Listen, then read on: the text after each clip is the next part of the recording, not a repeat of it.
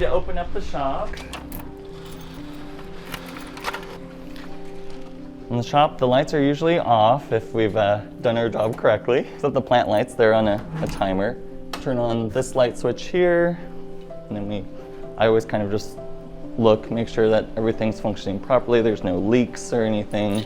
But as far as on this side, this is the break room side, and this is pretty much all that we have to kind of do, is just kind of turn on the lights, check things, and then we're gonna go next door,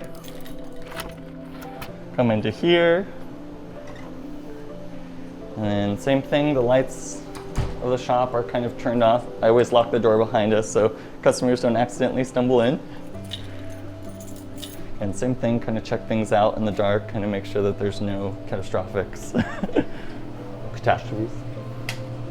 And then the light switch back here, I try to turn them on slowly because sometimes it flips the breakers. So there's all the lights. Again, same thing, trying to make sure Murphy's light's on, make sure nothing happened to him in the evening or anything like that. You know, usually there's two openers, so one of us will like start the dead pull, which is just basically going through the shop, checking for any kind of dead bodies or any kind of disease. And then usually the other person will vacuum the shop, make sure it's looking tidy for our customers, and we'll get the betta sumps filled up, and we'll start kind of opening up the shop. So wherever you want that to go. That's what I was gonna do, but you know, I've never had to introduce myself to a camera before. You've always just let me go, and that's so much easier. Oh wait, do you need me to sit down and then do it, or should I already be sitting? Doesn't matter? Okay, so was that enough? Okay. Hi, my name is Brandon, and I am the retail lead here at the retail store. I've been working for the company now for a year and some change. You know, I'd say my day-to-day kind of task would be helping customers first and foremost, helping them decide what's great for their tanks, receiving the fish, medicating them, making sure everyone's making it through QT okay.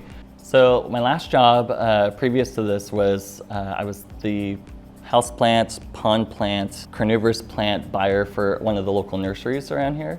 And so at that job, I learned a lot about plants, in particular the pond plants, and I loved all the wacky and weird ones that they had, like some of the different types of lilies. And so that transitioned well into this job. And Robert, I think, knew at the time that I was managing the departments and knew a lot about plants and knew I was into fish. And so he asked me, hey, would you like a job here? So I applied, and here I am. And so I still get to work with plants a lot. Yeah, so my experience working for the co-op so far has been really great. I was a customer before I started here. I learned a lot about fish very, very quickly. I knew some about before as a customer, but I learned a lot through Robert and some of the other employees, and it's been great. I love helping people and working with the coworkers here at the shop, and getting to look at tanks all day. All right, we're gonna be doing brine strip right now. First step, unplug the air pump. And then I already did this part, but we point our lights down so when they separate, the brine will all swim to the bottom and the eggs will float up. But we're gonna give it a little time now for that separation to happen. And yeah, we'll come back when we're ready to pour. Yeah, I'm like, so how long is Brandon gonna be working here? Because I don't know how much longer I can handle this. Hey everyone, it's Jaden. I am a retail associate at the Aquarium Co-Op. I've been working here for over 2 years now. I mostly sell fish, bag fish, and clean fish tanks and make the algae go away. My experience here so far has been horrible, truly, gosh. But actually, it's been awesome. It's definitely been my favorite job, although I'm only 21, so it's not a ton of experience or anything like that. I love watching all the new fish come in.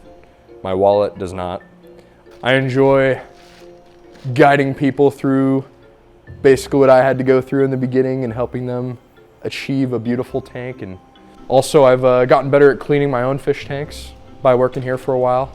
Definitely kind of pick up some stuff cleaning multiple tanks a day. Although I'm a lot lazier at home, I'll say that, on my tanks. Fish are happy though. Algae, let it go a little bit. Take this one to go with it. Sure thing.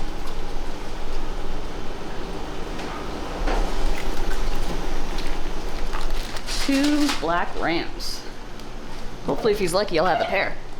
Hey there, my name is Thatch. I'm one of the retail employees here at Aquarium Co-op. I've been working here for about 3 years, and honestly, it is the best job I have ever had, and the people here make it that way. It's cool that I get to do my hobby professionally for my job. I get paid to aquascape a tank in there, I get to work with fish all day, and that is really cool. But what makes Aquarium Co-op the best job I've ever had is the people here. Like, Robert is seriously one of the best managers I have ever had. I've never had a business that just so freely gives people time off for like medical stuff, encourages people to take time off for mental health breaks. Like here at Aquarium Co-op, they really actually want you to succeed, and they're not afraid to help you succeed either. We all kind of share the responsibilities in the shop more or less pretty evenly. Some of us do kind of focus on certain areas, like I'm kind of known for taking care of the betta section, you know. Nick and Jaden are kind of more known for being able to just shotgun out like a wall of doing gravel vacs or sponges. If the shop's not looking good, that really is everybody's fault. Everybody takes responsibility for their actions here. Everybody's happy to be here, and everybody is genuinely happy to see each other, and that honestly makes it probably one of the best places ever to work. And to mix our brine shrimp, we use our Aquarium Co-op brine shrimp salt. USB nano pumps over here, very suitable for small little brine shrimp hatcheries.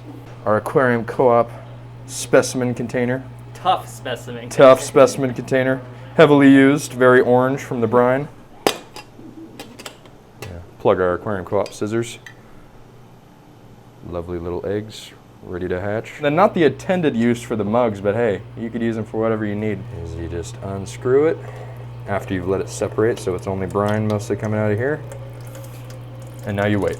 We add a little bit of our fresh water here, just so we're reducing the amount of salt and other minerals from the salt mix into our freshwater tanks.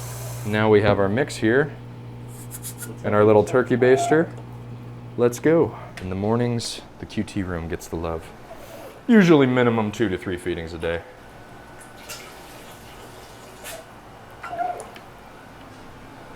Just make sure the fish are fat and happy before we send them to you. I like to mix it too, so I'm not just sucking up most of the water in between. And then with the extra shrimp, we usually just make little to-go bags for people who might be interested, if we got any extra in the mornings. Sometimes when the QT room's a little more full, we don't get to it, but just like your fish, put some air in there for them. Pulling out my best handwriting for the video. Cool. And now they just hang out up here. I would have to say my favorite type of customer is neurodivergent people, because I'm neurodivergent, I'm dyslexic, and I'm ADHD, and I have an auto processing disorder. And honestly, that makes my job as a retail employee sometimes a little difficult, because when it gets very noisy, I have a hard time hearing customers. Sometimes they have to repeat themselves, or sometimes I mishear stuff in a really funny way. I tend to talk fast. I tend to look around. It's my ADHD coming out a little bit, I guess. But man, when I get a customer and we're kind of on that same wavelength, we just kind of bring the energy up. We go back and forth with each other. And it's kind of cool because a lot of people who are neurodivergent sometimes have to hide certain symptoms that they have to kind of more fit in. And it's really nice when we both don't have to do that. Was there a particular one you wanted? Just the first one. Sure. Bacopa for you. Yeah. It's going to come with all the stems together. I recommend when you plant it, you kind of separate them out so that they don't rot quite as easy. Good roots on that one, though. Anything else for you today? Totally. And you know you just want to feed them in addition to like what they scavenge? Cool. And they'll get about the size of a nice key lime on you. This yellow one back here. The medium one on the ground there, or the little one in the back? The medium one on the ground. No problem. It's a good bag right there. Did you need an air stone to go inside the sponge today? No, I have a good one. Little sweet assortment there, enjoy. My favorite type of customer is probably the ones that I can really talk to really easily, and they can kind of tell me what's wrong and what they need with their tanks. It's also really fun to work with people who are really excited about the same things I'm excited about. So my favorite types of customers tend to be people who have high planted tanks or like oddball fish like gobies and other things that I like. So it makes it kind of really easy for me to help them. Are you doing okay so far up here with the bettas? Any questions? Look good. Yeah. So I have a 5-gallon tank. Okay. That I had a beta in, and he died on Thanksgiving. day. Oh no, I'm so sorry. So I still have the tank set up. There's some snails in there. So they're all fine. And Okay. I tested the water not too long ago and it was good. Okay. So it's okay to add a fish in. Yeah, Right? the only thing I would say is just make sure that the beta didn't die from like any kind of disease or anything that could possibly transfer to the next beta, but you said it was Thanksgiving, right? So I think with that, it's been enough time where if it was, you know, some type of disease, it would have died without a host by then. So I think you're in the clear, you know. And just make sure, of course, that the heater's still working as it should and all that good stuff. Yeah, my So filter's been, I've replaced the filter. that's fine, yeah. And like I always tell people, when you're choosing a beta, they're one of the fish that I always encourage you to kind of interact with, right? You want them to be like alert, you want them to be active, bright-eyed, and how they react to you, how community safe they'll be, right? So if he's like flaring at you, it doesn't necessarily mean that he's an aggressive one, but he's excitable. So there's the wild type betas too. So these are, again, kind of cool, like especially, I don't know if you can see them, they don't have as flashy fins, but what they lack for in kind of finnage and stuff, they make up for personality and kind of different patterns to them and stuff too. Yeah. Those options. There's also this this big gal here. It's a beta cimarum, and she's like a wild type. But you can see she really interested, and again, she doesn't really care about any of the fish that are in there. But she's like, she's just as happy. So I also have a little snail infestation.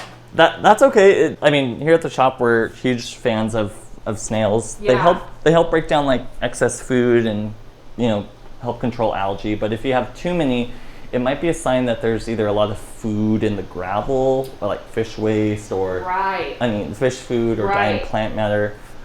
So I usually tell the customers is like, you know, try to either gravel vac a little bit more frequently, and they'll kind of level themselves out. Yeah. And so yeah, it's 360 gallons, and it's a fully acrylic customized tank. He's the world's biggest freshwater puffer. Not him, but his species. Sure. And he comes from the Congo River and everything. And what you see there is Murphy's poop. He eats clams whole, and he'll crush them up and kind of eat the chunks of shell and clam. And as you can imagine, it actually comes out the other ends. Sometimes, you know, the geophagous cichlids back there, they'll come up and kind of nibble on it and kind of help recycle it. But it looks like they're not interested today. What are your top 3 current fish in the store right now? In the store right now, well, Pandagaras. I love Pandagaras. One of my favorite little bottom feeder algae eating fish out there. Very colorful, active, come up to your hand, nibble on you. A lot of personality. Pretty hardy too. Pistogramma trifasciata. That's my favorite one in the store at the moment. Sad that we don't have any females, but the males, beautiful. Love those guys. A cichlid, but they're not gonna kill everything, and they could live in a nice planted community tank. And I guess just I like the paint jobs. I always very attracted to like pairs of fish that hang out together all the time. So I love dwarf petricola catfish. They look like a catfish, they move like a catfish, or actually like a shark and a catfish. They got the cool whiskers, bright white color with spots all over them, bulletproof. There we go. I do it a little weird. I do it from the top. I know like Corey likes to grab the sponges from the bottom. For me, this is just a little bit easier. But pop it open. Make sure you don't lose your air stone in there. Make sure there's nothing in the sponge, like loaches, before you squeeze it out. Drop that dirty water in. Put the sponge in there. Get some more water. And just squeeze it out again. For the home hobbyist, probably about once a month at least. It's like, you know, how often you vacuum. Some people need to do it more often than others depending on your traffic. So the best answer is when it's dirty is when you clean it.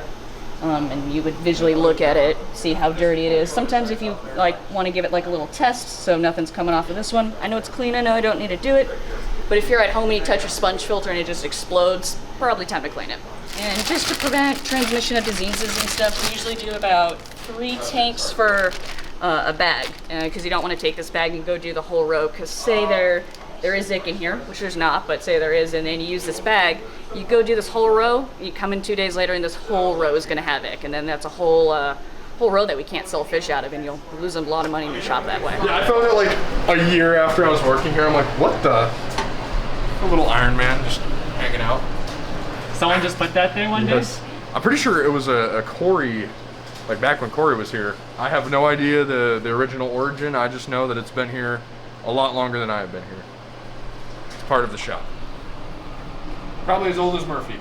So my top 3 fish is there is one betta samorum over there. I'm gonna pick that for my first one. I'm kind of bummed I don't have room for it because it's the largest bubble nesting betta. So it's about this big. I believe that's probably about like 4.5, maybe 5 inches. It's kind of your more typical Indonesian style betta where they're gonna be a little nippy with some smaller fish and stuff. So keep them with kind of more medium style tanks, but you can actually do them in a community tank provided nothing's gonna nip at them. And I think they make a great alternative to something like a pearl gourami for some of those kind of middle-sized centerpiece fish. The second one I got over there is gonna be the pygmy multi-stripe loaches. They're a really rare fish. We've actually had these ones in the shop for quite a bit now, but they're a really cool alternative to a Cory. You see everybody kind of has Corys in their tanks. Corys are really cool. They're one of my favorite, but this alternative for a loach is really interesting because they school mid-water. And so if you get like a group, and say like a minimum of about 6 of them, they will kind of chill mid-water. And that's really unique for loaches and bottom feeders in general. So if you think Corys are kind of a little on the slower side for you, you want something a little bit more active, the pygmy multi-stripe loaches are an excellent way to go. Third fish. It was the red lizard catfish. Those things are so cool. It was actually one of the first fish I ever kept. It was on the suggestion of an old employee here, you might remember Lamont. They only get about 4.5 inches big, but they're perfectly peaceful, so as long as something doesn't bother them, they're really not going to bother anything else. So it's a cool fish if you're just looking for something unique to put in kind of your nano tanks, something a little different. Yeah, so every day the shop gets live baby brine shrimp as well as frozen foods. And then certain fish will get like dry foods like krill flake or pellets, and yeah, we try to feed them top quality food so that way they're fat and happy for our customers and stuff. So some days we'll switch and feed like brine shrimp, some days we'll feed like bloodworms, like for the discus they always get bloodworms. The display tank, the fish in here go crazy for this one. Me too. His name is Wafers, they're like dogs. And There's so many fish in there to try to feed. So when I first started, I used to try to like memorize everything, and that proved to be impossible. So what I do is I go ahead and if I see like a gap, something that we need on the shelf, I go ahead and I just take a picture of it, and I just take a picture of like every single thing. Sometimes I'll put like the quantity I need. And then I'll go ahead, I'll just go next door. I bring one of our shopping baskets with us and I just scroll through the photos and pick what we need. It's also a great opportunity to see where customers may have kind of major shelves look a little funny. So good chance to just go through, kind of laser line, kind of straighten everything out. And I always forget the lights. So gotta make sure I stop, take photos of those. And I basically just pull up the first photo and just start there. And then when I have the item, go ahead and delete the photo. How's your lunch going? very good. Although, let's try this burger. Thank you very much, Jimmy. Yeah. Okay, so my top 3 favorite fish in the shop right now, I think are going to be the longfin white clouds. We have some peacock gudgeons in there that are looking really nice, one of my favorite fish.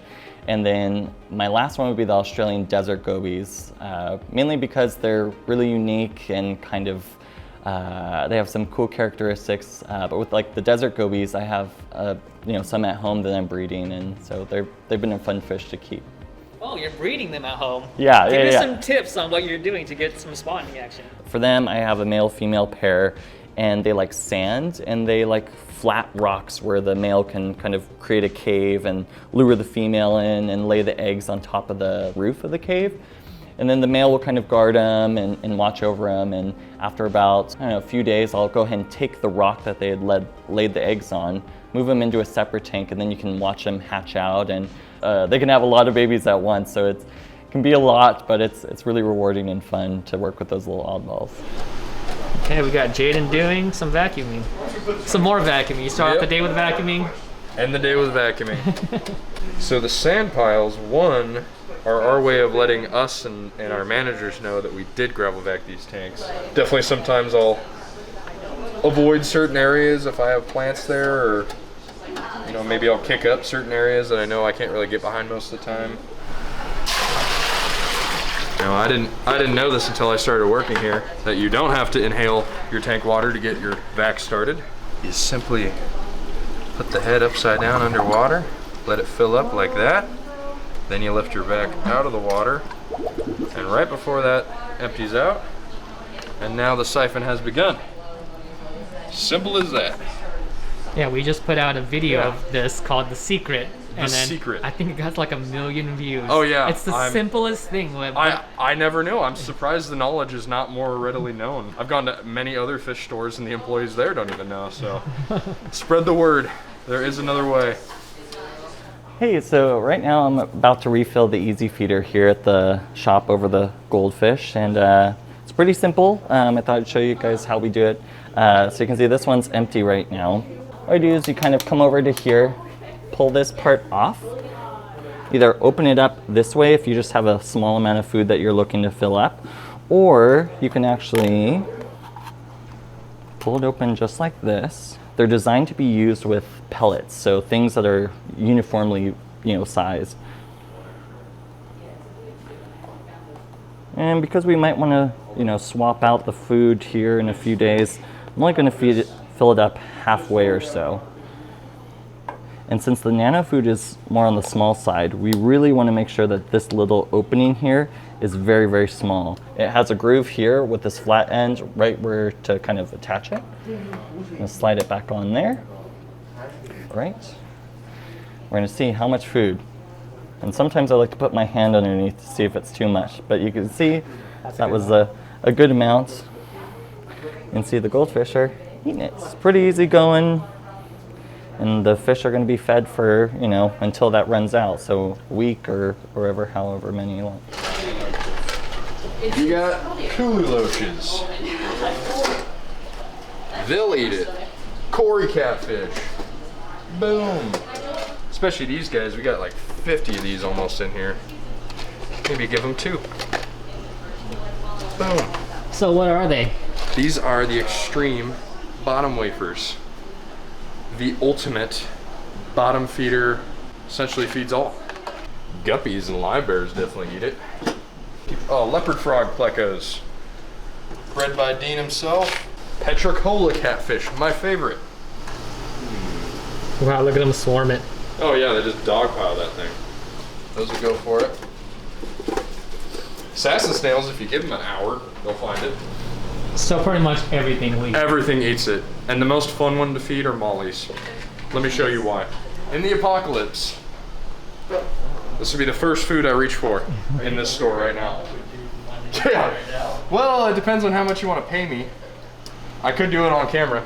Co-op is that desperate for views. Anything for views, huh?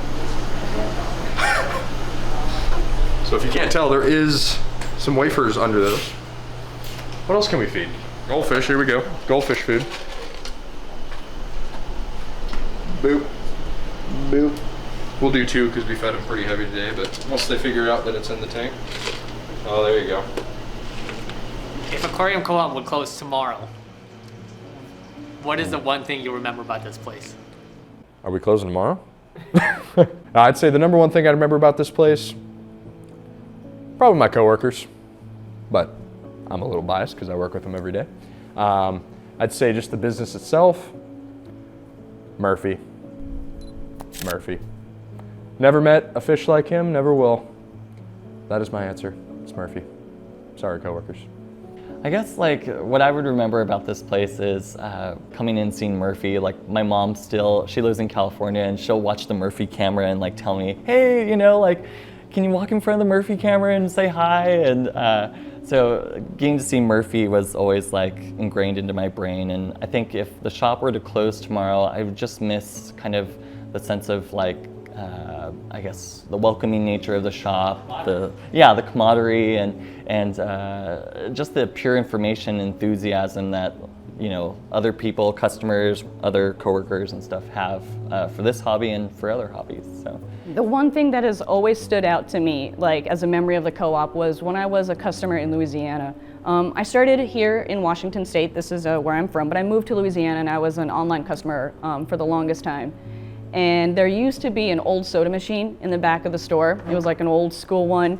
As an out-of-state customer, I asked Anna, used to be able to custom put notes, and I put, could they please send me one of the cream sodas, because I was so homesick in Louisiana, and the sodas are made here in Mukilteo, so maybe 20 minutes north.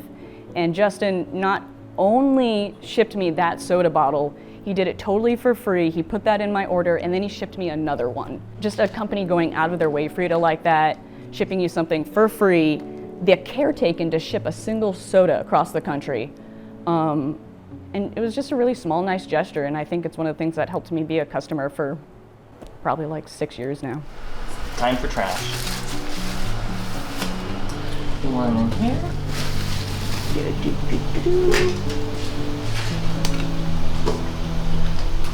We keep these on all of the common tanks that we go into throughout the day. We usually have one on the cardinals and the rumminos as well. The Amano shrimp definitely get one. Yeah, there's a couple of them over at this side. We got Jaden over here. What are you doing? I am putting inventory away. Oh, so they just came, huh? Just came in tonight. Sometimes if there's a lot of trash, we'll take this little wheelie cart out there, but I can manage with just this. Then they go in our dirty net bin, where they will be all dried out and ready for tomorrow. Yeah, there was a extreme stench coming from the dumpster out here, and we were jokingly saying that there's an arm hanging out of it. Who knows what was in it? We could smell it from this far away, and it was pretty nasty, but All right, so how do you think today went? It went pretty good. Not Average the day? heaviest customer flow day, but we got a lot done in the shop. What about you? Average day? Average day. Actually above average because you were here, Jimmy. What about you, Brandon? same. Same.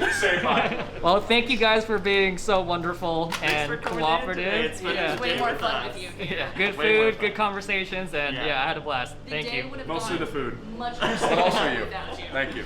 Yeah. Say bye-bye to the internet. Bye, everybody. Very well. Lights out time.